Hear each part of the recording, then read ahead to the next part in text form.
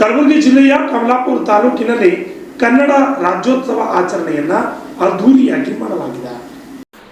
ಕಾರ್ಯಕ್ರಮದಲ್ಲಿ ಕಮಲಾಪುರ ತಹಸೀಲ್ದಾರರಾದ ಮೊಹಸಿನ್ ಅಹಮದ್ ಸೇರಿದಂತೆ ಅನೇಕರು ಹಾಜರಿದ್ದರು. ಮಕ್ಕಳಿಗೆ ಮತ್ತು ಅನೇಕ ಗಣ್ಯರಿಗೆ ಈ ಸಂದರ್ಭದಲ್ಲಿ ಸನ್ಮಾನವನ್ನು ಮಾಡಲಾಗಿದೆ. ಈ ಸಂದರ್ಭದಲ್ಲಿ ತಹಸೀಲ್ದಾರರು ಕಾರ್ಯಕ್ರಮವನ್ನು ಉದ್ದೇಶಿಸಿ ಮಾತನಾಡಿದರು. Shashi Patil, RJ32 Kannada news, Kamalapur. ಕೊನೆಯದಾಗಿ 2024-25ನೇ ಸಾಲಿನಲ್ಲಿ ಕನ್ನಡ ವಿಷಯದಲ್ಲಿ 125 ಅಂಕ ಪಡೆದಿರ್ತಕ್ಕಂಥ ವಿದ್ಯಾರ್ಥಿನಿಯರ ಪೋಷಕರು ಆಗಮಿಸುತ್ತಾರೆ. ಇಸ್ಮಾಯಿಲ್ ಬಿ, ಮರಗುತಿ ಪ್ರೌಢಶಾಲೆ, ಈ ಒಂದು ವಿದ್ಯಾರ್ಥಿಯ ಪಾಲಕರು ಬಂದಿರ್ತಾರೆ. ದಯವಿಟ್ಟು ಅವರು ವೇದಿಕೆಯ ಮೇಲ್ಬಂಧದಲ್ಲಿ ಅತಿಥಿ ಉಪನ್ಯಾಸಕರಾಗಿ ಸೇವೆ ಸಲ್ಲಿಸುತ್ತಿದ್ದು, ಇವರ ಕೃತಿಗಳು ಲಿಂಗ ವ್ಯವಸ್ಥೆಯ ಸಂಕಥನ, ಬಿಸಿಲ ನಾಡಿನ ಮಹಿಳಾ ಸಾಹಿತ್ಯ, ನವಿನಂಗಳದಲ್ಲಿ 108 ನೋವುಗಳು, ಹೀಗೆ 14ಕ್ಕಿಂತ ಹೆಚ್ಚು ಕೃತಿಗಳನ್ನ ಹೊರತಂದಿದ್ದು ಸಾಹಿತ್ಯ ಲೋಕಕ್ಕೆ ಒಂದು ಚಿರ ಪರಿಚಿತರಾಗಿದ್ದಾರೆ. ಇವರಿಗೆ ಅಂತಾರಾಷ್ಟ್ರೀಯ ಪ್ರೈಡ್ ಎಲ್ಲ ವಿದ್ಯಾರ್ಥಿಗಳು ಜೋರಾಗಿ ಚಪ್ಪಾಳೆ ತರಬೇಕು.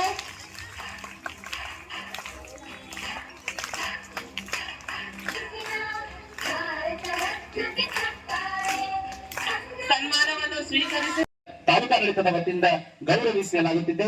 ಜೋರಾದ ಚಪ್ಪಾಳೆಯೊಂದಿಗೆ ಮಾನ್ಯದಿಂದ ಗೌರವಿಸಬೇಕಂತ ನಾನು ವಿನಂತಿಸಿಕೊಳ್ಳುತ್ತೇನೆ.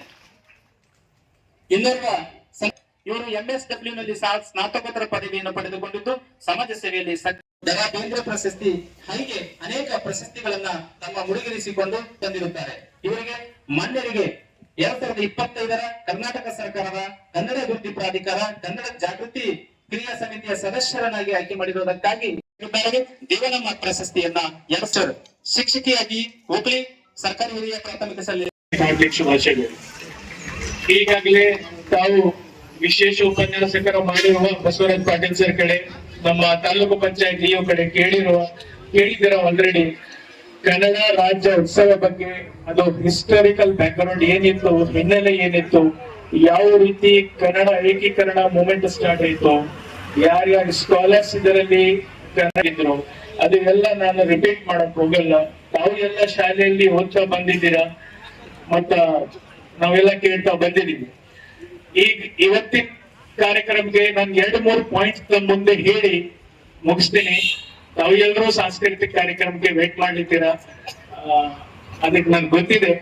ಸೊ ಲಾಸ್ಟ್ ವರ್ಷದಿಂದ ಹಿಂದಿನ ವರ್ಷ ಕೂಡ ನಮ್ಮ ಸುರೇಶ್ ಲೆಂಗ್ಟಿ ಅವರು, ತೀರ್ಥ್ ಅವರು, ನಮ್ಮ ಕಮಲಾಪುರ್ ಮುಖಂಡರು ಅಶೋಕ್ ಸುಗೂರ್ ಅವರು, ಅವರಿಗೆಲ್ಲರೂ ಸಜೆಷನ್ಸ್ ಮೇಲೆ ನಾವು ಹಿಂದಿನ ವರ್ಷದಿಂದ ಒಂದು ಕಾರ್ಯಕ್ರಮ ಸ್ಟಾರ್ಟ್ ಮಾಡಿದ್ದೀವಿ. ನಮ್ಮ ಕಮಲಾಪುರ ತಾಲೂಕಾ ಭಾಗದಿಂದ ಯಾರು ಕನ್ನಡ ಭಾಷೆಗೆ ಕೊಡುಗೆ ಕೊಟ್ಟಿದ್ದಾರೆ, ಕನ್ನಡ ಭಾಷೆಯಲ್ಲಿ ಸಾಧನೆ ಮಾಡಿದ್ದಾರೆ, ಸ್ಟೂಡೆಂಟ್ಸ್ ಇರಲಿ, ಸಾಹಿತಿ ಇರಲಿ, ಸ್ಕಾಲರ್ಸ್ ಇರ್ಲಿ, ಅವ್ರು ಎಲ್ಲೂ ಇರ್ಲಿ, ಅವ್ರಿಗೆ ಕರೆದು ನಾವು ಈ ದಿನ ಕನ್ನಡ ರಾಜ್ಯೋತ್ಸವ ಆಚರಣೆ ಕಾರ್ಯಕ್ರಮ ದಿನ ತಾಲೂಕಾಡಳಿತದಿಂದ ಸನ್ಮಾನ ಮಾಡೋಣ ಅಂತ ನಾವು ತೀರ್ಮಾನ ಮಾಡಿಸಿದ್ವಿ ಹಿಂದಿನ ವರ್ಷ. ಲಾಸ್ಟ್ ವರ್ಷನೂ ಬಹಳಷ್ಟು ಜನ ನಮ್ ಕಮಲಾಪುರ ತಾಲೂಕ್ ಸಂಬಂಧಪಟ್ಟ ಸಾಹಿತಿಗಳು ಬಂದಿದ್ರು. ಅವ್ರು ನಮ್ಗೆ ಬಹಳ ಚೆನ್ನಾಗಿ ಕಾಡಿದ್ರು, ನಮ್ದು ನಾಲೆಜ್ ಇನ್ಕ್ರೀಸ್ ಆಯ್ತು. ಲಾಸ್ಟ್ ಟೈಮ್ ಬಹಳಷ್ಟು ಜನ ಬಂದು ಹೆಚ್ಚಿಗೆ ಮಾತಾಡಿದ್ರು. ಆವಾಗ ಈ ಸಲ ಸ್ವಲ್ಪ ಟೈಮ್ ಕಡಿಮೆ ಇದೆ, ಮತ್ತೆ ಒಂದು ನಮ್ಮ ಸ್ಪೆಷಲ್ ಉಪನ್ಯಾಸಕರು ಸೈಂಟಿಸ್ಟ್ ಇದ್ದಾರೆ, ಒಂದು ವಿಶೇಷ ಎಬಿಲಿಟಿ ಅವ್ರ ಕೆಪಾಸಿಟಿಯಿಂದ ಬಂದಿದ್ದಾರೆ ಅಂತ ನಾವು ಅವರಿಗೆ ಹೆಚ್ಚಿಗೆ ಟೈಮ್ ಕೊಟ್ಟಿದ್ದೀವಿ ಅಂತ. ಅವರೆಲ್ಲ ಮಕ್ಕಳಿಗೆ ಇನ್ಸ್ಪೈರ್ ಮಾಡಿದೆ ಅಂತ ನನ್ಗೆ ಅನಿಸ್ತಾ ಇದೆ. ಮಕ್ಕಳು ಇನ್ಸ್ಪೈರ್ ಆಗಿದ್ದೀರಾ? ಸೈಂಟಿಸ್ಟ್ ಸರ್ ಏನ್ ಮಾತಾಡಿದಾರೆ ಅದು ಅರ್ಥ ಆಗಿದೆ ಇಲ್ವಾ? ಅವ್ರ ಇನ್ನೊಂದು ಕಾರ್ಯಕ್ರಮ ಇಟ್ಕೊಳ್ಳೋಣ ನಾವು ಸರ್. ಇನ್ನೊಂದು ಕಾರ್ಯಕ್ರಮ ಬಗ್ಗೆ ನಾವು ಚರ್ಚೆ ಮಾಡ್ತೀವಿ. ಸ್ಟೂಡೆಂಟ್ಸ್ ಬಗ್ಗೆ ಯಾರು ಸೈನ್ಸ್ ವಿಜ್ಞಾನ ಸಬ್ಜೆಕ್ಟ್ ಅಲ್ಲಿ ಸ್ಪೆಷಲ್ ಇಂಟ್ರೆಸ್ಟ್ ಇದೆ ಅವರಿಗೆ ನಾವು ಬರೀ 8ನೇ 9ನೇ 10ನೇ PU 1 2 ಸೈನ್ಸ್ ಇವ್ರಿಗೆ ಮಾತ್ರ ನಾವು ಒಂದು ಕಾರ್ಯಕ್ರಮ ಇಟ್ಕೊಳ್ಳೋಣ ಅಂತ ಅವ್ರ ಜೊತೆ ಚರ್ಚೆ ಮಾಡಿ, ಎಲ್ಲ ಶಾಲೆ ಮುಖ್ಯ ಗುರುಗಳ ಚರ್ಚೆ ಮಾಡಿ, BO ಜೊತೆ ಚರ್ಚೆ ಮಾಡಿ ಒಂದು ಕಾರ್ಯಕ್ರಮ ಇಟ್ಕೊಳ್ತೀನಿ ಅಂತ. ಮತ್ ಅವ್ರದ್ದು ನಾವು ಕಮಲಾಪುರದವ್ರು ಇದ್ದಾರೆ ಅಂತ ಅವ್ರು ನಮ್ ತಾಲೂಕದವ್ರು ಇದ್ಮೇಲೆ ಅವ್ರ ಕಡೆಯಿಂದ ನಮ್ಮ ಮಕ್ಕಳಿಗೆ ಸ್ಫೂರ್ತಿ ಆಗಿಲ್ಲ ಅಂದ್ರೆ ಬಹಳ ನಾವು ಅವರಿಗೆ ಕಂಪಲ್ಸರಿ ಒಂದು ಕಾರ್ಯಕ್ರಮ ಇಟ್ಕೊಳ್ತೀನಿ, ತಾವು ಎಲ್ಲರೂ ಅದರಲ್ಲಿ ಭಾಗಿಯಾಗ್ಬೇಕು. ಅವ್ರು ಇನ್ನೊಂದು ಮಾತೇನ್ ಹೇಳಿದ್ರು, ನಾವು ಪ್ರತಿದಿನ 2 ಪದ ಕಲಿಬೇಕು ಅಂತ ಹೇಳಿದ್ರು ಹೊಸದು. ಸರ್ ನಾನು ಉರ್ದು ಮೀಡಿಯಂ ಅಲ್ಲಿ ಓದಿದ್ರು ಸ್ಟೂಡೆಂಟ್ಸ್. ನನ್ಗೆ ಕೇಸ್ ಕಡ್ಡಾಯ ಕನ್ನಡ ಬರುವಾಗನೇ ಕನ್ನಡದ ಪರಿಚಯ ಇತ್ತು. 15ನೇ ಸೆಕೆಂಡ್ ಲ್ಯಾಂಗ್ವೇಜ್ ಇತ್ತು, ಬಟ್ ಕನ್ನಡ ನಮ್ಗೆ ಬಹಳ ಕಡಿಮೆ ಮಾರ್ಕ್ಸ್ ಇತ್ತು. When I was preparing for KS, ಅವಾಗ ನನಗೆ ಕನ್ನಡ ಬಹಳ ಇಷ್ಟ. when I was learning ಬಹಳ ಇಷ್ಟ ಆಯ್ತು ಲ್ಯಾಂಗ್ವೇಜ್.